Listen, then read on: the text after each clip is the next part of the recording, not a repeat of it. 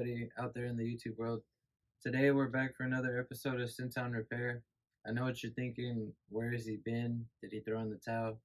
But quite the contrary. I've just been looking for another vehicle to bring back and revive. It's been kind of rough, like, trying to find a good one. Everything's been rusted out here lately. As you can tell, it's been kind of rainy. This probably doesn't help it at all. But I've been messing with other things. I've been messing with my own personal cars. This is what I've been working with. Got the whatchamacallit. We were doing the control arm, and it was hard. I've never really worked on European cars before, and boy, did I have a learning experience. If you want to come with me, you can check it out. This here is a 1997 BMW 328i, straight six, slant six, whichever. It's automatic. It's a convertible top. It's really rough, as you can tell, but at least I'm making it not as rough. Today, I just got finished with the control arm and the tie rod. Not completely done. The struts were a pain, like really bad. I broke like 2 bolts. I broke a lot of stuff. I break a lot of stuff on my own stuff, but it's funny, whenever I'm working on other people's stuff, I never break anything. But, you want to come over here? Did this side too. I already did the back struts. She's gonna need tires.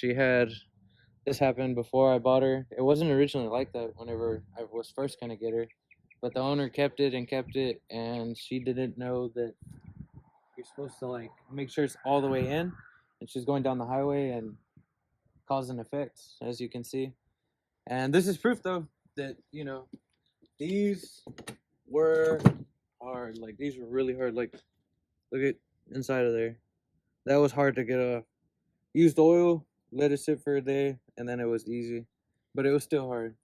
It was hard, easy, hard. And then check these out. Do you think they needed to be replaced? It's pretty bad, right?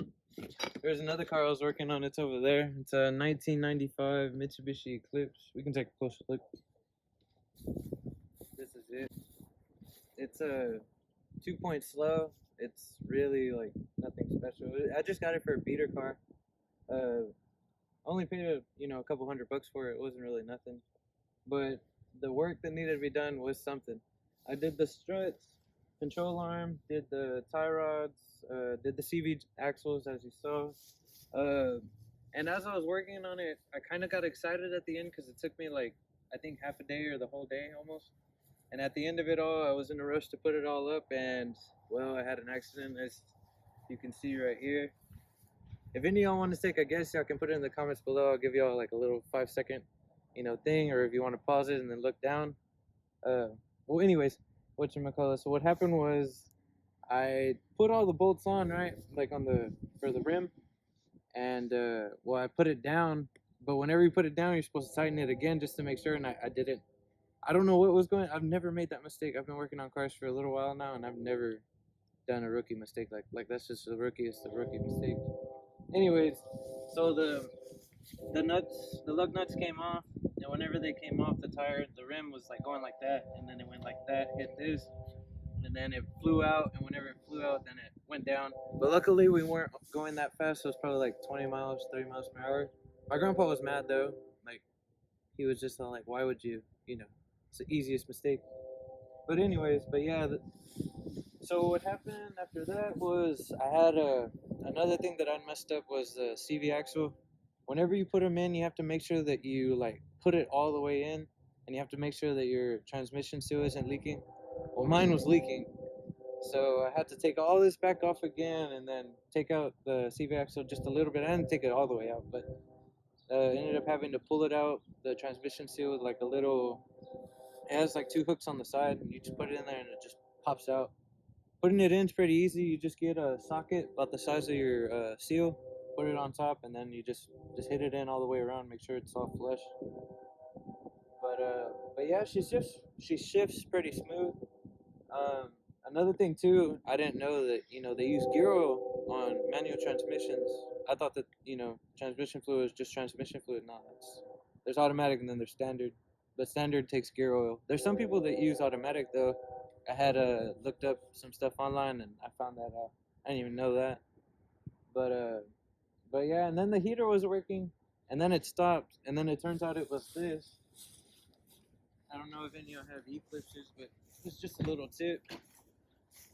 The fuse kept popping, kept replacing it, thinking that it would work. Hopefully, it didn't. And I found this little thing right here. It's called I think it's called an AC control module or something like that. It goes right near the blower motor, and I felt the blower motor and I felt the relay, and they were kind of getting a little warm if you kept it on for too long. So I turned it off, and then I got this out, and sure enough, I shook it. You hear that? After further investigation, maybe you can see that. That's not good. Yeah, that's not good. And guess how much one of these damn things costs? I mean, darn. They cost, well, the one that I found, supposedly it was new, but I don't believe it. I think he just pulled it off of his car. He wants $200 for it. Then I found a brand new one, supposedly, for $500 online. So if any of y'all know where to get those for the, for low cost, let me know. Because I'd like to have my heater back ASAP. It's kind of cold out here. But, back to the Beamer. Let me show y'all everything, why I replaced it. So this is one of the CV joints to the Eclipse. There's another one I have right here. Here's another one right here. Completely, I didn't do that. That's the way it was. And here's one of the control arms to the Eclipse. I don't know if you can see that. There's like no rubber seal at all. This one, yeah, there's no rubber seal at all again. These are the upper control arms for the Eclipse. The seal was pretty bad. It already had a hole in it. This one wasn't too bad. I honestly just replaced it because I replaced the other side. Oh, and then the struts. Man, these damn things were bad. Look. Darn things. Look at the struts on the Eclipse too. It's supposed to come out by itself. Look, watch. You hear that? There's another one. That don't even want to come out. I'm not even gonna tap that. Then check out this one. These are the Beamer struts. These were hard to find too, and they wanted a pretty penny. Then the sway bar links, did it on both of them, the Eclipse and the car, on the Beamer. And this was hard too. So what you have to do is you have to like push this out with a special type of tool, and I couldn't find it. Beamer wouldn't sell me one, and then O'Reilly's didn't have one supposedly. So I ended up getting my neighbor. He's supposedly a Beamer. He's like a mechanic for them back then, way back then. So like in like the 90s, I think, is whenever he retired. He's a little older gentleman, but he popped them out for me, and then he got another one out. I think it was one that goes right here, or one of these. Then he just popped it back in on the other control arm. And that took a while to find somebody to do that. That's what took me forever. And sway bar links. This one ain't too bad, but you might as well replace it if you already got it. And then these are the new struts for the BMW. New ones right here. Had to use this tool. It's like a compressor tool. You put it on both sides, and then you just tighten it down. Or you can use what's it called? That little gun that goes like that. But they say not to use that because if you do it too fast, that it'll vibrate so much that it'll come off, and then something happens. Supposedly, I don't know. We used it, but it went pretty good. What else? What other tools? Oh yeah, let me show you all this. So for the Beamer, they kind of screwed us because so this right here, there's supposed to be a little nipple that comes out. It's where you put, your what is it called? Your grease in. Well, whenever you buy them aftermarket, because I'm not gonna lie to you, I want to save money, so I bought them online, and online they sell them. But the only catch is they have lifetime warranty, but the only catch is they don't come like this. So meaning you'll probably only get maybe 30,000 miles, maybe not really that much because I've had some before and they don't last at all. But I found this thing on YouTube too, and it's a needle with a nipple, and you just poke it in there. They say that you don't have to seal it up afterwards because it's so tiny, supposedly. But I used some what is it called, gasket maker, or like any kind of like sealant that you can use. Just put it on there. You just do it one time. Remember to only put it where it was that first time.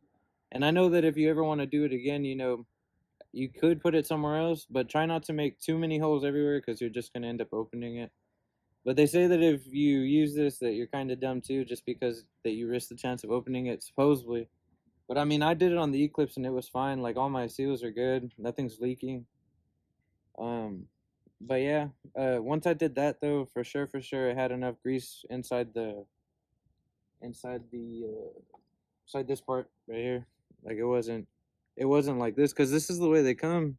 Damn near like they don't have no grease in it at all. But supposedly they're pre-greased. But I don't believe in that. I think that they're just trying to get you to put it on, and then it ends up breaking again. Then you got to take it back again. Like they just want you to keep coming back. To me, it's like a little scam. But that's why you always got to think outside the box. But yeah, sorry guys, it's really cold out here. Let me think of anything else. That's pretty much been it. I've been thinking about maybe getting rid of the Camaro. I'm not gonna lie, just so I can get another car to work on for y'all. But I don't know, and I didn't want to work on these for y'all because I figured y'all only liked older muscle cars, American cars. I don't know if y'all really like foreigns or Japanese cars. I like them. I just like them just because they're fuel efficient compared to every other muscle car out there. But but yeah, I hope y'all had a good Halloween. I'm sorry I missed y'all on Halloween. Hopefully, whatchamacallit, y'all have a good Thanksgiving. I know we might have a good Thanksgiving, hopefully, because everything's just been crazy lately. Prices been going up. Gas has been kind of okay now. It was getting bad earlier, like around that time, around like October. It was pretty bad, but everything's starting to calm down now. Uh, Hopefully the cars will be on the road soon. I need to get both of them a what is it called, an alignment, and then they should be good to go. The Beamer's probably gonna need some tires. Oh, and the hood and the windshield, of course. But I already found a donor car already for a pretty good price, and I'm just gonna use that to fix that. As for the Eclipse, I need to find a donor car for that one because if parts are gonna be that expensive, I might as well just get another car, right? Like a cheap one, but it has all the parts there for the most part, and just transfer them. Because the back of the Eclipse on the trunk section, I don't know. I'll show you real quick. My buddy was telling me to just sand it down and then cover it with Bondo and then just paint it. And I'm all like, why am I going to spend that kind of money, to do all that whenever I can literally just get another one for like $100 to $50? So all you have to do is just take it off. Besides, the motor in here is no good.